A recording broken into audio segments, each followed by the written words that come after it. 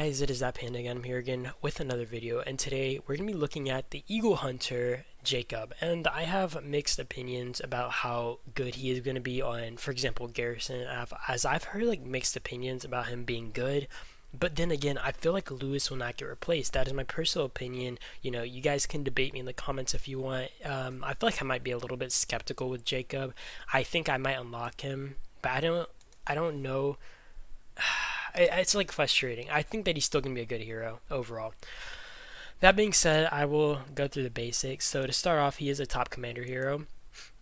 He also is a Chad looking dude with two little scars on his side. Look at this dude. He's a freaking beast looking dude. Alright, but then I will also note that he has like a less appealing a talent build for me. I mean, I don't think defense build is the worst, and it's far from being the worst, but I obviously prefer skill build. I think like everybody knows this by now. I am a skill build Nancy. If it's not the skill build, it's not my favorite. But either way, I don't think that Jacob's gonna be bad. I think that he's still gonna be a good hero, but I honestly don't have like a wow factor that I'm feeling from him that makes me feel like he's gonna be some insane hero. That being said, we're gonna hop right into it. So to start off, we're gonna look at his first skill. His first skill deals damage to up to 3 enemies, and the damage factor can go all the way up to 12.5k, and then if you awaken him, it obviously goes up to 13.7k. I will also note that this drops by 15% for every additional target, enemy squad you're hitting, and I think either way, if you're hitting let's say 3 enemies, you're still doing 9k-ish damage, right? I'm pretty sure, to each of those enemies, which is still kind of insane when you really consider it all in all, that you're doing, I don't know, let's say you spread it across like 27,000 damage, right? That's still kind of insane. So I think the spread damage is going to be nuts. That's going to be awesome.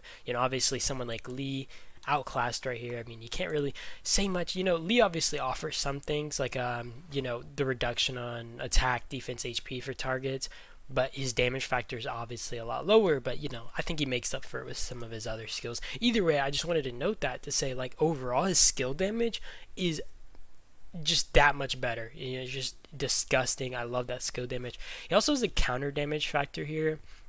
It increases the counter damage by 23%, and also if you awaken this skill, it increases the counter damage by up to 28%, but for 3 seconds. So this is something that people had considered for Garrison as well, and I think these two skills should have a Garrison type skill, but the 28% counter damage, pretty nice, honestly. I still feel like Lewis, it just has too much to offer to get pushed out by this type of stuff, but overall that's pretty nice. And being that range targets do get like swarmed a lot more, I think that this will be really good, because for anybody who doesn't know, range is obviously the weakest unit health-wise, and they're the easiest to melt, and they're the most dangerous to fight against because they have the most damage. So generally they're targeted the most, so counter damage on them is going to be nice if they're getting swarmed down, and you're able to just deal that much more damage to all those enemies swarming. Increases range squad HP by up to 20%, and increases all damage dealt when garrisoning by up to 7.5%. You see another Garrison skill. I still think that he's going to be useful in Garrison, by the way. I think that he's still going to be a good hero, but I obviously don't know until I actually see him in combat if he's, quote unquote better than Lewis. And I still prefer Lewis for some reasons, like even his circular AoE just being that much more appealing to me. But either way, let's keep it going. Increases squad HP by 20%. I do want to say that this is actually really good, especially for the fact if you're using him as a Garrison hero, because I feel like HP is very vital on, Garrisons and stuff. Obviously, if you're on the field, attack is probably better. That's one reason like Lewis might be a bit better classified on the field. Like, at least that's how I feel, and like as an attacker in general. But HP pretty good for a Garrison hero, So overall, pretty nice. We're going into this third skill now. Deals damage to up to 3 enemy squads, and the damage factor can go all the way up to 2k every 8 seconds, meaning that this is going to be triggered on its own. And I will note that it doesn't really say how these are going to be classified or how it's going to target these squads, and I would like to know that since it's a little bit confusing to me. Let's say maybe just selects 3 random targets in the nearby vicinity, or let's say maybe it prioritizes squads that get hit with your AoE, for example. I don't really know how that's going to work. I think we've had another hero with the same exact skill type like this, and I never really understood how that worked, but if you do know, you can tell me. I don't really know how this skill is gonna go into play, or if it's going to be very crazy, but it does look like it's going to be a decent skill. If garrisoning also reduces the attack of these squads by 6%, can go all the way up to 17% for 2 seconds. So reducing attack on, you know, squads smacking you, pretty nice.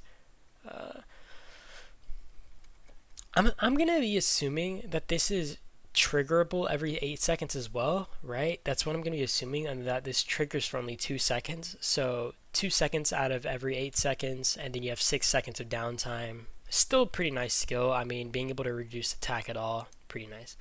Increases all damage by up to 16% if the remaining squad size is more than 50%. Increases all damage to 20% if the remaining squad size is less than 30%. Obviously, I would prefer not to get my squads under 30%.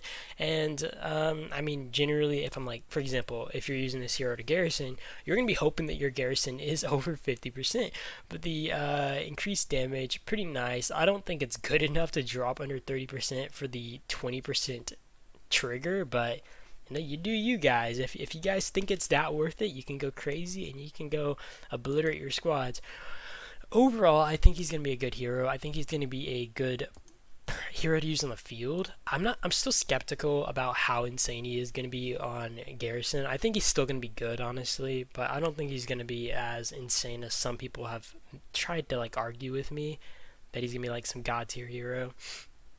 But I guess we can only wait and see to see how insane this hero is. But if you guys like the video, do let me know, and just tell me your opinions on, I guess, Jacob, right, in the comment section. But you guys have a good day or night, though. I really do appreciate you guys for stopping by, as always, and I do hope my opinion kind of helps you guys decide if you think he's worth it. But yeah, I'll see you guys in the next video. And that is it. Peace.